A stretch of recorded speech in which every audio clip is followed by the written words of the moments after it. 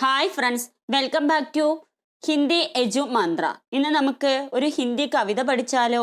CBSE സ്റ്റുഡൻസിന് പഠിക്കാനുള്ള കവിതയാണ്. 10th ക്ലാസ്സിലെ കുട്ടികൾക്ക് പഠിക്കാനുള്ള കവിതയാണ്. യഹ് ദന്തുരുത് മുസ്കാൻ. കവി നാഗാർജുൻ ഹെ. യഹ് ദന്തുരുത് മുസ്കാൻ. നമുക്ക് ക്ലാസ്സിലോട്ട് പോവാം. എല്ലാവരും റെഡി അല്ലേ? ഓക്കെ. ആദ്യമായി നമുക്ക് ലേഖക് പരിചയ് नागार्जुन के बारे में परिचय करना चाहिए. आदिमाയിട്ട് नागार्जुन का जन्म 1911 ईस्वी की ज्येष्ठ पूर्णिमा को बिहार के सतलखा में हुआ था. नागार्जुन का असली नाम വൈദ്യനാഥ് മിശ്ര था. നാഗാർജുൻ 1911 ജനിച്ചത്. അദ്ദേഹത്തിന്റെ അസലി നാം ഒറിജിനൽ പേര് വൈദ്യനാഥ് മിശ്ര. ഇത് വൺ വേർഡ് ഒക്കെ ആയിട്ട് ചോദിക്കാം. നാഗാർജുൻ കാ അസ്ലി നാം ക്യാ ഹെ എന്ന് വൺ വേർഡ് ആയിട്ട് എക്സാമിന് ചോദിച്ചാൽ ആൻസർ എന്താണ്? വൈദ്യനാഥ് മിശ്ര. നാഗാർജുൻ സഹി അർത്ഥോമേ ഭാരതീയ മിട്ടി സേ ബനെ ആധുനികതം കവി ഹെ. ഭാരതീയ മിട്ടി സേ ബനെ, അതായത് അദ്ദേഹം പൂർണ്ണമായും ഭാരതത്തിന്റെ മണ്ണിൽ വളർന്നു വന്ന ഒരു ആധുനിക കവിയാണ്. എന്ന് വെച്ചാൽ എന്താ? അദ്ദേഹം പൂർണ്ണമായും ഭാരതത്തിന് വേണ്ടി ആണ് അദ്ദേഹത്തിന്റെ രചനകൾ സമർപ്പിച്ചിരിക്കുന്നത്. कविता, उपन्यास, कहानी, संस्मरण, यात्रा वृत्तांत, निबंध, बाल साहित्य सभी क्षेत्र में इन्होंने अपनी कलम चलाई. അദ്ദേഹം കവിതകളും ഉപന്യാസ് എന്ന് വെച്ചാൽ എന്താ? നോവല്, കഹാനി, സ്റ്റോറീസ്, സംസ്മരൺ, അതുപോലെ തന്നെ യാത്രാ വൃത്താന്ത്, യാത്രാ വിവരണങ്ങൾ, അതുപോലെ നിബന്ധ്, എന്നാൽ എസ്സേ, ബാലസാഹിത്യ, കുട്ടികളുടെ രചനകൾ എല്ലാം തന്നെ അദ്ദേഹം എഴുതിയിട്ടുണ്ട്. नागार्जुन सही अर्थों में भारतीय मिट्टी से बने आधुनिक कवि है. इन्हें कई सारे पुरस्कारों से सम्मानित किया गया है. അദ്ദേഹത്തിന് ഒരുപാട് പുരസ്കാരങ്ങൾ കിട്ടിയിട്ടുണ്ട്. ഭാരത് ഭാരതി സമ്മാൻ, മൈഥിലേശ്വരൻ ഗുപ്ത സമ്മാൻ, രാജേന്ദ്ര ശിഖർ സമ്മാൻ എവം സാഹിത്യ അക്കാദമി പുരസ്കാർ. അപ്പോൾ നാഗാർജുനെ കുറിച്ച് ഇത്രയാണ് നമുക്ക് അറിയാനുള്ളത്. നാഗാർജുൻ കാ അസ്ലി നാം വൈദ്യനാഥ് മിശ്ര ആണ്.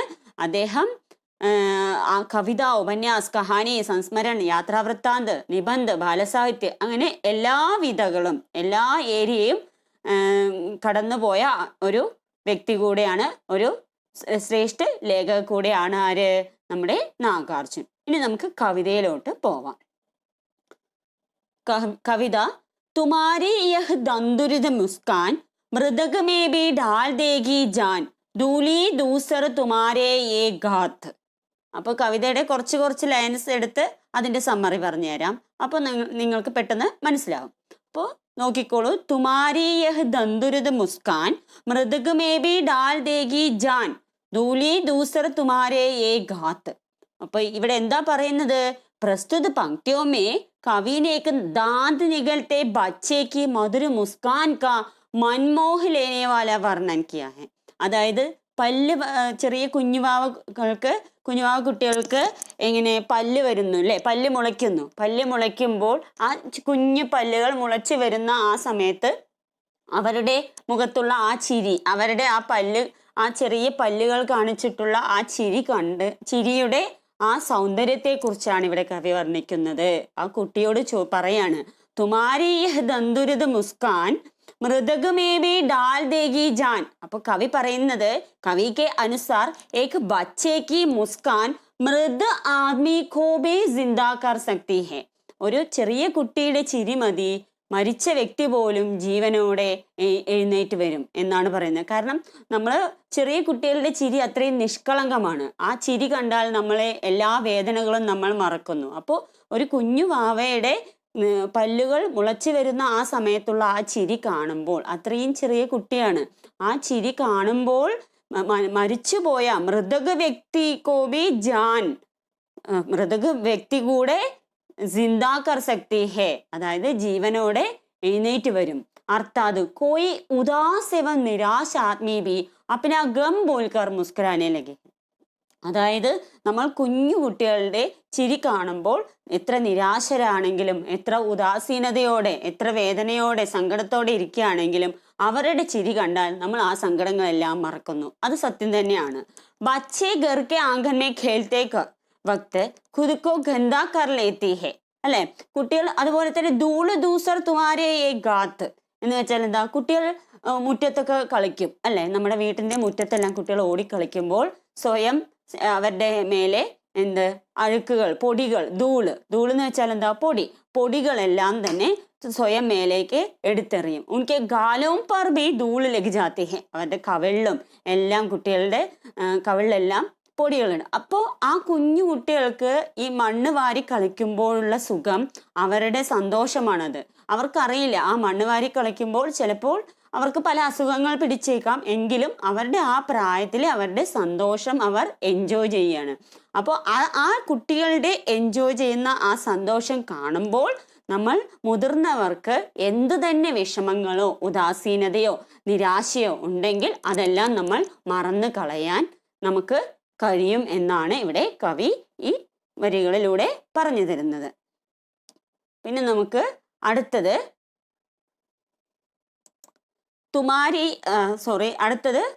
അടുത്ത ഈ വരികളുടെ തന്നെ സമ്മറിയാണ്.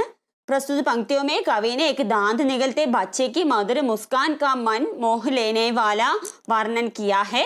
कवि के अनुसार एक बच्चे की मुस्कान മൃത ആത്മീകോബി ജിന്ദാ കർ സക്തി ഹെ. അപ്പൊ കവി പറയുന്നത് ഒരു ചിരിക്കുന്ന കുട്ടിയുടെ മുഖം കണ്ടു കഴിഞ്ഞാൽ മരിച്ചു പോയ വ്യക്തി പോലും ജീവനോടെ എഴുന്നേറ്റ് വരും. അർത്ഥാത് കോയി ഉദാസ് വ നിരാശ ആദ്മി ഭി അപ്നാ ഗം ബോൽക്കർ മുസ്കുരാനെ ലഗി. നമ്മൾ നിരാശരായിരിക്കുകയാണെങ്കിൽ, ഉദാസീനതയോടെ ഇരിക്കുകയാണെങ്കിൽ കുഞ്ഞു കുട്ടികളുടെ ചിരി കാണുമ്പോൾ, അവരുടെ മുഖത്തുള്ള ചിരി കാണുമ്പോൾ നമ്മളുടെ എല്ലാ വേദനയും നമ്മൾ മറന്നു കളയും. അപ്പോൾ നമ്മൾ അവർക്ക് വേണ്ടി നമ്മളെല്ലാം മറന്ന് സന്തോഷിക്കാൻ ശ്രമിക്കും. बच्चे घर के आंगन में खेलते वक्त खुद को गंदा कर लेते हैं, धूल से सन जाते हैं, उनके गालों पर भी धूल लग जाती है. അവർ കളിക്കുമ്പോൾ അവരുടെ ശരീരത്തിലും അവരുടെ കവിളിലും എല്ലാം തന്നെ മുഖത്തും എല്ലാം പൊടിപടലങ്ങൾ പെട്ട് അവർ കളിക്കുന്നത് കാണുമ്പോൾ നമ്മുടെ എല്ലാ വേദനകളും നമുക്ക് മറക്കാനായിട്ട് കഴിയും എന്നാണ് ഇവിടെ കവി പറയുന്നത്. ഇനി അടുത്തത്, छोड़कर तालाब मेरी झोंपड़ी में खिल रहे जलजात, परस पाकर तुम्हारा ही प्राण पिघल कर जल बन गया होगा कठिन पाषाण, छू गया तुमसे के झरने लग पड़े, शेफालिका के फूल बांसदा की बबूल. നാഗാർജുന്റെ കവിതയിൽ എപ്പോഴും ഒരു പ്രകൃതിയുമായിട്ട് ഉള്ള, പ്രകൃതിയുടെ ആ സ്നേഹം, പ്രകൃതിയോടുള്ള ആ സ്നേഹം നമുക്ക് കാണാൻ പറ്റും. നമ്മുടെ ഭാരതദേശത്തോടുള്ള, ഭാരതഭൂമിയോടുള്ള ആ സ്നേഹം നമുക്ക് കാണാൻ പറ്റും. അപ്പോൾ ഈ വരികളിൽ എന്താ പറയുന്നത്? ചോടുക്കർ താലാബ് മേരി ജോംപടി മേ ഖിൽ രഹേ ജലജാത് परस पाकर तुम्हारा ही प्राण पिघल कर जल बन गया होगा कठिन पाषाण, छू गया तुमसे के झरना लग पड़े, शेफालिका के फूल बांसदा की बबूल. तो कवि को ये दृश्य देखकर ऐसा लगता है मानो किसी तालाब से चलकर कमल का फूल उनकी झोंपड़ी में खिला हुआ है. അപ്പോൾ കുട്ടികൾ മുറ്റത്ത് കളിക്കുന്ന കാണുമ്പോൾ, കുട്ടികൾ ചിരിക്കുന്ന, എന്താ പറയാ, കുഞ്ഞരി പല്ല് കാണിച്ച് ചിരിക്കുന്ന കുട്ടികളെ കാണുമ്പോൾ തൻ്റെ കുടിലിൽ, ജോംപടി എന്ന് വെച്ചാൽ കുടില്, തൻ്റെ കുടിലിൽ എന്താണ്, താലാബ് സേ ചൽക്കർ, ഏതോ ഒരു കുളത്തിൽ നിന്നും തൻ്റെ കുടിലേക്ക് വന്ന കമൽ കാ ഫൂൽ എന്ന് വെച്ചാൽ താമര, കുളത്തിലാണ് താമര വളരുന്നത്. ആ താമര, മനോഹരമായ താമര തൻ്റെ കുടിലിൽ വന്ന് താമര വിരിഞ്ഞു നിൽക്കുന്ന പോലെ ഈ സുന്ദരമായ കുട്ടികളുടെ ഈ കളിയും ചിരിയും കാണുമ്പോൾ തനിക്ക് തോന്നുന്നു. കുട്ടിയുടെ ആ ചിരി കാണുമ്പോൾ, കുട്ടിയുടെ ആ കളി കാണുമ്പോൾ, ആ കുട്ടിയെ കാണുമ്പോൾ എന്താ തോന്നുന്നത്? കുളത്തിൽ നിന്നും നമ്മുടെ താമര തൻ്റെ വീട്ടിലെ കുടിലിൽ വന്ന് വിരിഞ്ഞു നിൽക്കുന്നതായിട്ട് അനുഭവപ്പെടുന്നു. कवि को ऐसा प्रतीत हो रहा है कि अगर यह बालक किसी पत्थर को छू ले, परस पाकर तुम्हारा ही प्राण पिघल कर जल बन गया होगा कठिन पाषाण.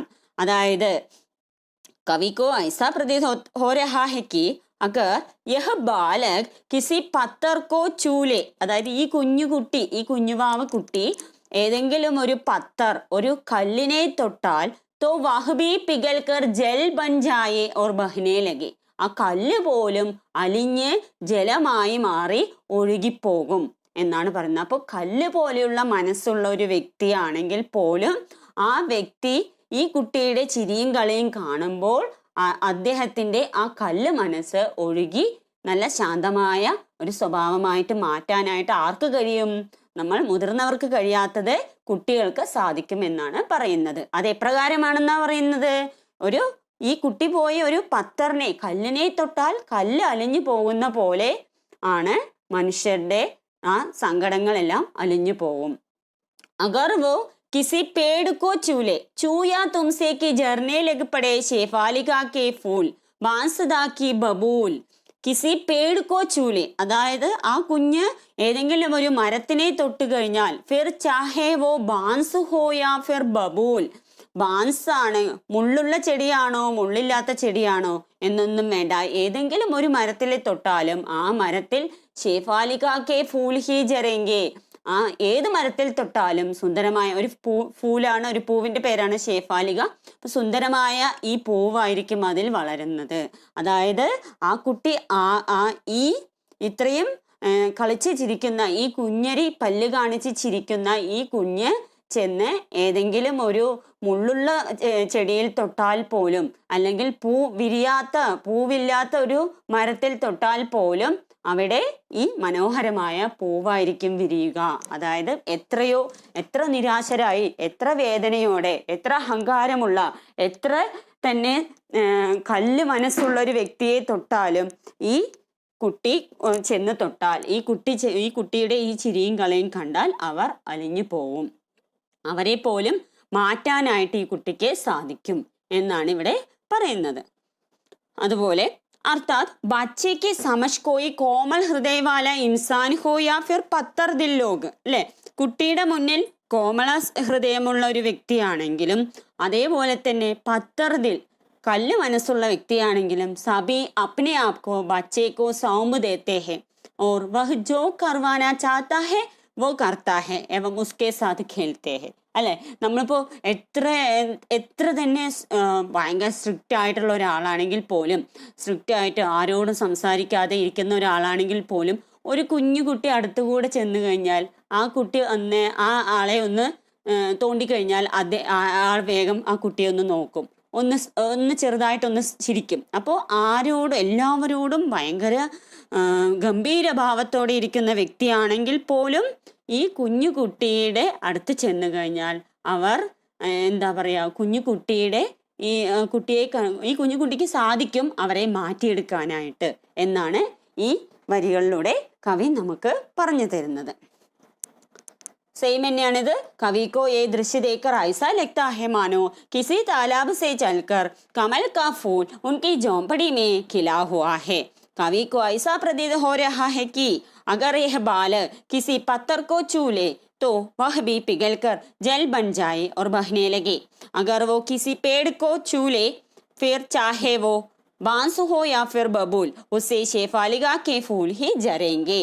अर्थात बच्चे की समझ कोई कोमल हृदय वाला इंसान हो या फिर पत्थर दिल लोग सभी अपने आप को बच्चे को सौंप देते हैं और वह जो करवाना चाहता है वो करते हैं एवं उसके साथ खेलते हैं. അപ്പൊ ഇതാണ് ഈ വരികളിലൂടെ പറയുന്നത്. ഇത് നമ്മൾ നേരത്തെ പറഞ്ഞത് തന്നെയാണ്, അതുകൊണ്ട് വീണ്ടും റിപ്പീറ്റ് ചെയ്യുന്നില്ല.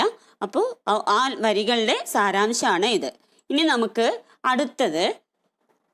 അടുത്ത വരികൾ. തും മുझे पाए नहीं पहचान देखते ही रहोगी अनिमेष थक गए हो आंगलू में फेर എന്ന് വെച്ചാൽ എന്താ? ശിശു ജബ് പെഹ്ലി ബാർ കവി കോ ദേഖ്താ ഹെ, കവി ഏതോ ഒരു കുട്ടിയെ കുറിച്ചാണ് പറയുന്നത്, ഒരു കുട്ടീനെ കുറിച്ചാണ്.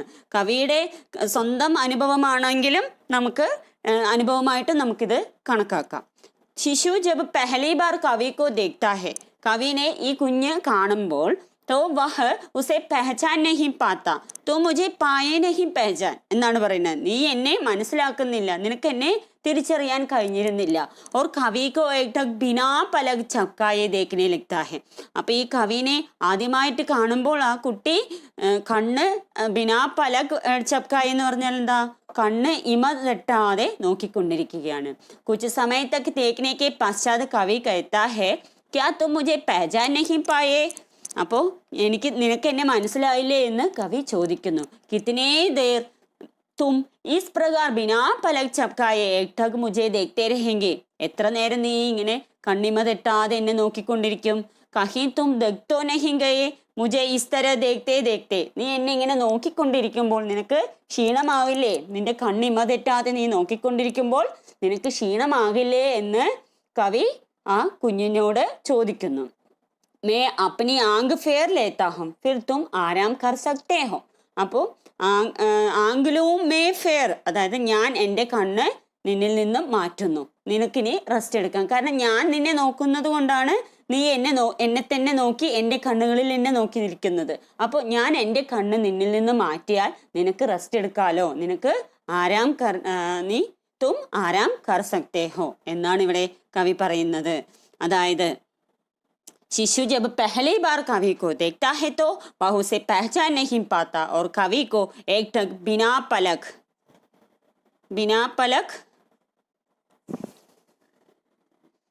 झपकाए देखने लगता है. कुछ समय तक देखने के पश्चात कवि कहता है, क्या तुम मुझे पहचान नहीं पाए हो? कितने देर तुम इस प्रकार बिना पलक झपकाए एक टक मुझे देखते रहोगी? कहीं तुम दग तो नहीं गए?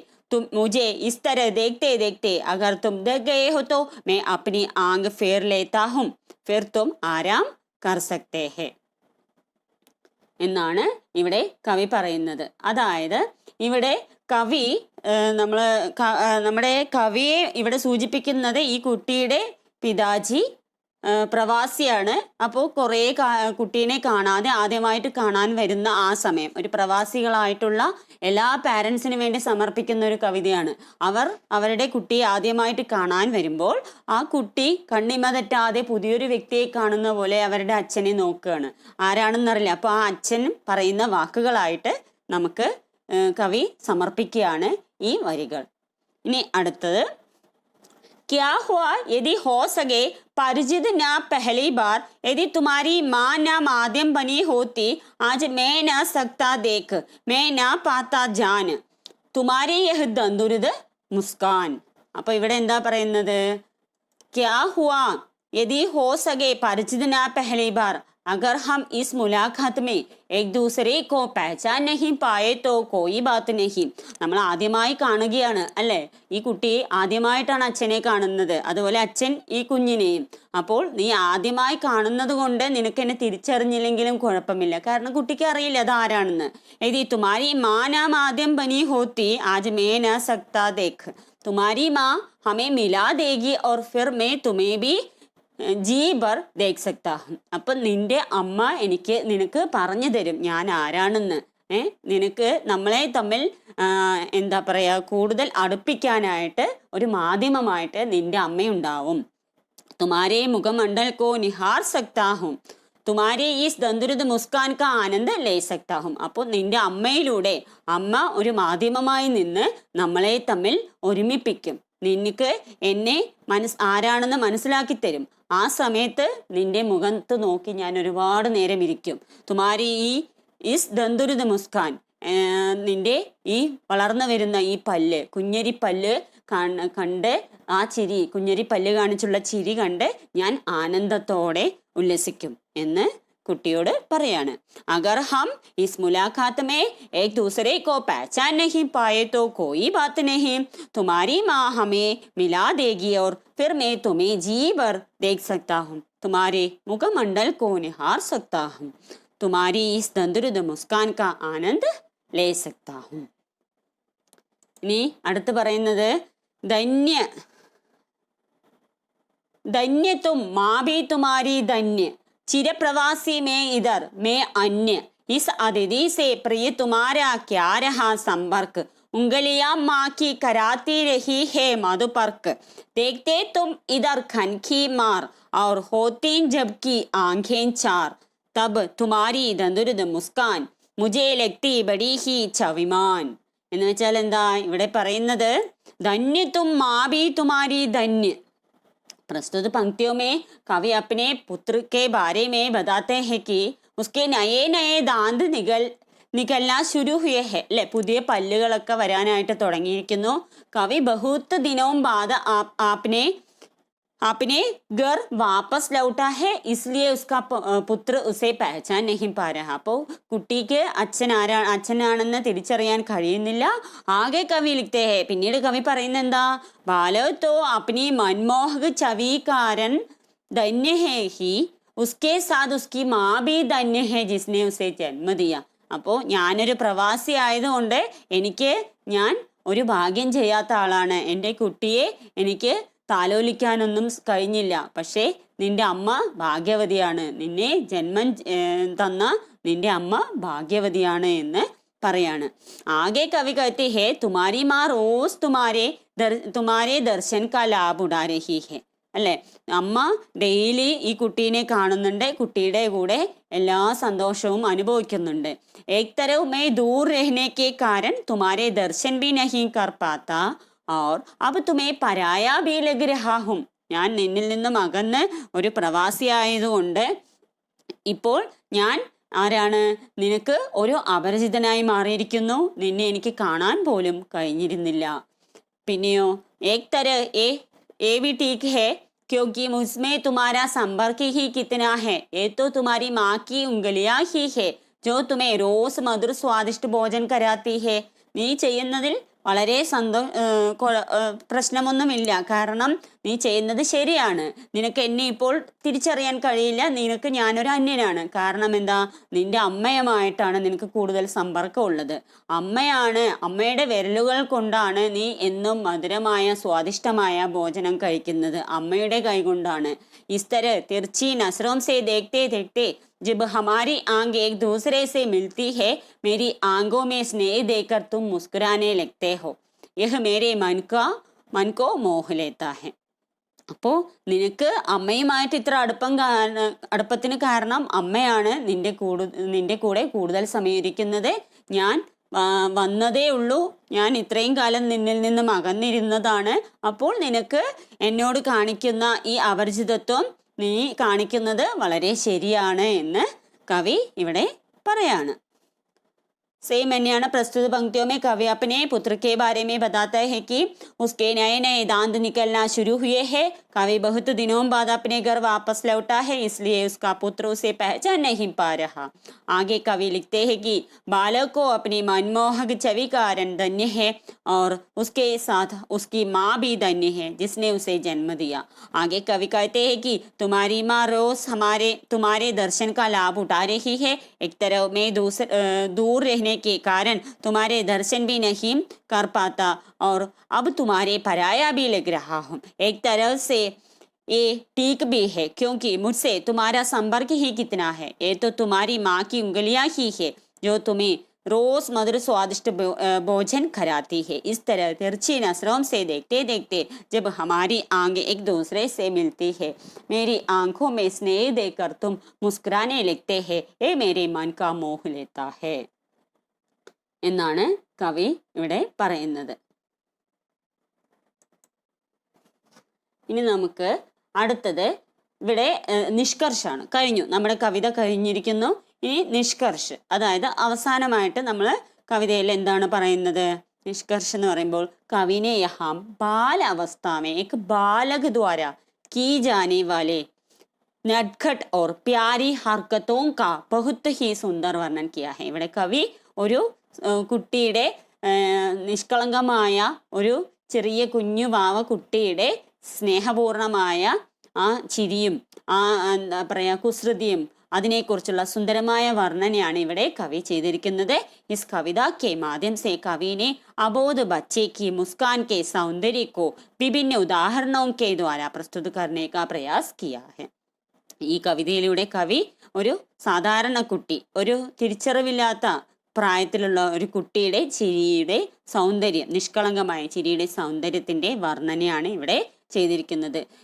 ഏകദേശം എല്ലാ പ്രവാസികളും ഈ കവിതയിലൂടെയുള്ള ഈ കവിത അവർക്ക് അനുഭവമായിരിക്കും. കാരണം അവരെല്ലാം തന്നെ അവരുടെ മക്കളിൽ നിന്നും പിരിഞ്ഞ് അകന്നിരുന്ന് പിന്നീട് മക്കളെ കാണുമ്പോൾ കുട്ടിയെ കാണുമ്പോൾ കുട്ടിക്ക് ആരാണെന്ന് പോലും തിരിച്ചറിയാതെ കുട്ടി അന്തം വിട്ടിരിക്കുന്ന ഒരവസ്ഥ വരും. ആ സമയത്ത് ആ അച്ഛൻ അനുഭവിക്കുന്ന, ആ അച്ഛൻ്റെ മനസ്സിൽ വരുന്ന അതേ കാര്യങ്ങളാണ് കവി ഈ കവിതയിലൂടെ നമുക്ക് വേണ്ടി സമർപ്പിക്കുന്നത്. അപ്പോൾ നമ്മുടെ ഈ കവിതയിൽ എന്തെങ്കിലും സംശയങ്ങളോ സജഷൻസോ ഉണ്ടെങ്കിൽ കമൻറ്റ് ബോക്സിൽ എന്തായാലും എഴുതി അറിയിക്കുക. അതോടൊപ്പം തന്നെ ഈ ചാനൽ ആദ്യമായി കാണുകയാണെങ്കിൽ സബ്സ്ക്രൈബ് ചെയ്യാനും ലൈക്ക് ചെയ്യാനും ഷെയർ ചെയ്യാനും മറക്കരുതേ. നമുക്ക് അടുത്ത വീഡിയോയിൽ വേറൊരു വിഷയവുമായിട്ട് വീണ്ടും കാണാം. അതുവരത്തേക്കും ബൈ.